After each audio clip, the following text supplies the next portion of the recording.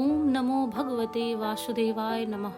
नमस्कार भक्तजनों, इस वर्ष 13 और 14 अक्टूबर को 2 दिन पापंकुशा एकादशी का व्रत रखा जाएगा। धार्मिक मान्यता है कि इस दिन विष्णु जी की पूजा आराधना से जीवन के समस्त पापों से छुटकारा मिलता है। तो आइए आज हम पापंकुशा एकादशी व्रत कथा को सुनते हैं। चैनल पर नए हैं तो चैनल को सब्सक्राइब जरूर कर लें और बेल आइकन दबाना बिल्कुल ना भूलें। अर्जुन कहने लगे कि हे जगदीश्वर, मैंने अश्विन कृष्ण एकादशी अर्थात इंदिरा एकादशी का सविस्तार वर्णन सुना। अब आप कृपा करके मुझे अश्विन यानी क्वार माह के शुक्ल पक्ष की एकादशी के विषय में बताइए। इस एकादशी का क्या नाम है तथा इसके व्रत का क्या विधान है? इसका व्रत करने से किस फल की प्राप्ति होती है? कृपया यह सब विधान पूर्वक कहिए। भगवान श्री कृष्ण ने कहा, हे कुंती नंदन, अश्विन माह के शुक्ल पक्ष की एकादशी का नाम पापंकुशा एकादशी है। इसका व्रत करने से सभी पाप नष्ट हो जाते हैं तथा व्रत करने वाला अक्षय पुण्य का भागी होता है। अश्विन शुक्ल एकादशी के दिन इच्छित फल की प्राप्ति के लिए भगवान विष्णु का पूजन करना चाहिए। इस पूजन के द्वारा मनुष्य को स्वर्गलोक की प्राप्ति होती है।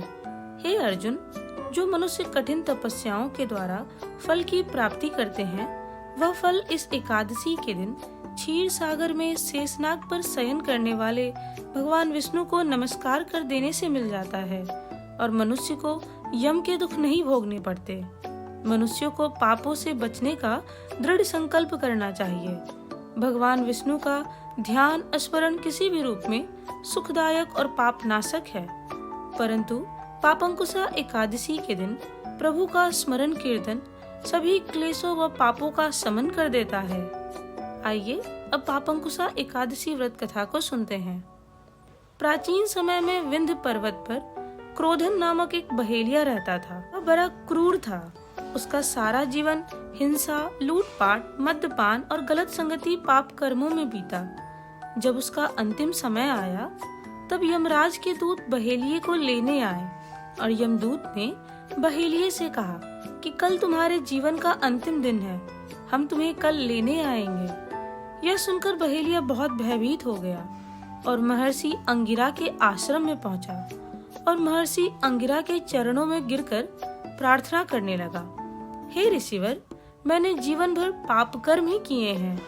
कृपया कर मुझे कोई ऐसा उपाय बताएं जिससे मेरे सारे पाप मिट जाएं और मोक्ष की प्राप्ति हो जाए।